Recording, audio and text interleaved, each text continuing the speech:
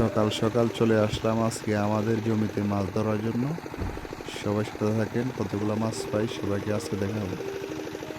আসসালামু আলাইকুম, শুভ সকাল বন্ধুরা, কি অবস্থা সবার, কেমন আছেন?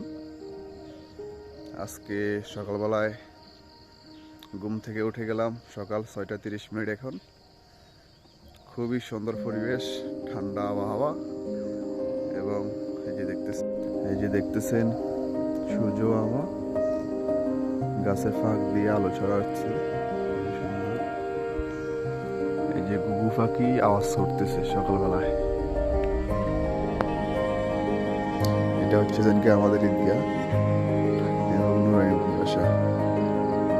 এই যে দেখতেছেন এখানে এক ভাইয়ে দুনিয়া শ্বাস করছে, আর সাথে লেবু গাছও লাগিয়ে দিয়েছে।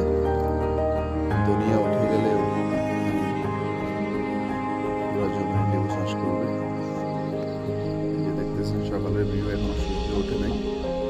এই যে গাছের ফাঁকে সূর্য আমার আলো দেখা যাইতেছে, খুবই দারুণ লাগতেছে। হালকা কুয়াশা,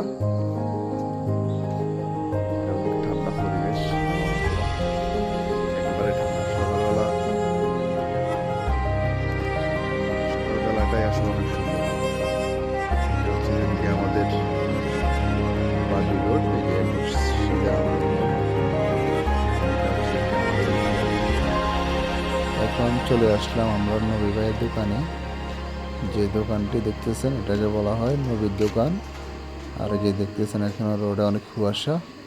এখন আমরা চলে যাব আমাদের যে জমিটি সেচ দিব, এখানে চলে আসলাম।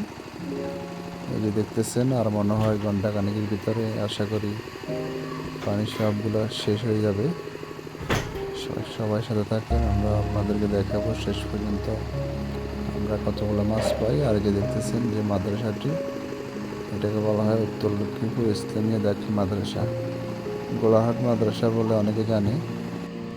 মাদ্রাসার পিছনে আমাদের বাড়ি, খন্দকার বাড়ি বললে এক নামে সবাই চিনি। আর যে দেখতেছেন ধানগুলো মাশাআল্লাহ খুবই চমৎকার এবং বাম্পার ফলন হয়েছে বলা যায়। এই দেখতেছেন এখনও কুয়াশা। পরিবেশটা আমার কাছে অনেক দারুণ লেগেছে আজকে সকাল সকাল ঘুম থেকে উঠে। এটা হচ্ছে যে আমাদের গোলাহাট মাদ্রাসা, উত্তর লক্ষ্মীপুর ইসলামিয়া দাখিল মাদ্রাসা, বিশাল একটি মাদ্রাসা। এই যে দেখতেছেন, আর এই যে দেখতেছেন এখানে আমাদের জমি। এই যে দেখতেছেন আমাদের মাছগুলা, আজকে আমরা আমাদের জমি থেকে যে মাছগুলো ধরছি, আজকে বেশিরভাগই ছোট মাছ ধরা হয়েছে।